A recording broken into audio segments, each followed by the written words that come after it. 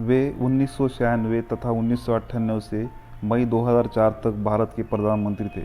उनका जन्म मध्य प्रदेश में ग्वालियर में हुआ था और वह जीवन भर भारतीय राजनीति में सक्रिय रहते हुए भी रचनात्मक के लिए पहचाने जाते थे। वह भारतीय जनसंघ की स्थापना करने वालों में से एक है और 1968 से 1973 तक वह उसके अध्यक्ष भी रह चुके हैं। 1957 में पहली बार भारतीय संसद में चुने गए और 1977 में भारतीय जनता पार्टी के स्थापना तक वह उसके नेता रहे। मोरारजी देसाई की सरकार में वह 1977 से 1979 तक विदेश मंत्री रहे। 1980 में जनता पार्टी से असंतुष्ट होकर उन्होंने जनता पार्टी छोड़ दी और भारतीय जनता पार्टी की स्थापना में मदद की। 1980 में बनी भारतीय जनता पार्टी के वे पहले अध्यक्ष भी रहे। वे राजनीति में होने के साथ साथ एक कवि भी है। मेरी 51 कविताएं यह अटल बिहारी वाजपेयी का प्रसिद्ध काव्य संग्रह है। पत्रकारिता। एक स्कूल टीचर के घर में पैदा हुए वाजपेयी के लिए शुरुआती सफ़र ज़रा भी आसान न था। 25 दिसंबर 1924 को ग्वालियर के एक निम्न मध्यम वर्ग परिवार में जन्मे वाजपेयी की प्रारंभिक शिक्षा दीक्षा ग्वालियर के ही विक्टोरिया अब लक्ष्मीबाई कॉलेज और कानपुर के DAV कॉलेज में हुई। उन्होंने राजनीतिक विज्ञान में स्नातकोत्तर किया और पत्रकारिता में अपना करियर शुरू किया। उन्होंने राष्ट्रधर्म, पांचजन्य और वीर अर्जुन का संपादन किया। पहली कविता। मैंने जन्म नहीं मांगा था। मैंने जन्म नहीं मांगा था किंतु मरण की मांग करूंगा। जाने कितनी बार जिया हूँ, जाने कितनी बार मरा हूँ। जन्म मरण के फेरे से मैं इतना पहले नहीं डरा हूँ। अंतहीन अंधियार ज्योति की कब तक और तलाश करूँगा। मैंने जन्म नहीं मांगा था किंतु मरण की मांग करूँगा। बचपन, यौवन और बुढ़ापा कुछ दशकों में खत्म कहानी। फिर जीना, फिर मरना, यह मजबूरी या मनमानी। पूर्व जन्म के पूर्व बसी दुनिया का द्वार चार करूँगा। मैंने जन्म नहीं मांगा था किंतु मरण की मांग करूँगा। आओ फिर से दिया जलाए। दूसरी कविता। आओ फिर से दिया जलाए। भरी दोपहर में अंधियारा, सूरज परछाई से हारा। अंतरतम को नेह निचोड़े, बुझी हुई बाती सुलगाए। आओ फिर से दिया जलाए। हम पड़ाव को समझे मंजिल, लक्ष्य हुआ आंखों से ओझल। वर्तमान के मोह जाल में आने वाला कल न भुलाए।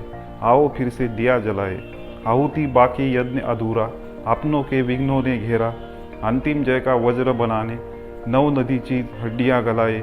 आओ फिर से दिया जलाए। न दैन्यम न पलायनम, कर्तव्य के पुनित पथ को हमने श्वेत से खींचा है। कभी कभी अपने अश्रु और प्राणों का अर्ध भी दिया है, किंतु अपनी ध्येय यात्रा में हम कभी रुके नहीं हैं। किसी चुनौती के सम्मुख कभी झुके नहीं हैं। आज जबकि राष्ट्र जीवन की समस्त निधियां दांव पर लगी है और एक घनीभूत अंधेरा हमारे जीवन के सारे आलोक को निगल लेना चाहता है। हमें ध्येय के लिए जीने जूझने और आवश्यकता पड़ने पर मरने के संकल्प को दोहराना है।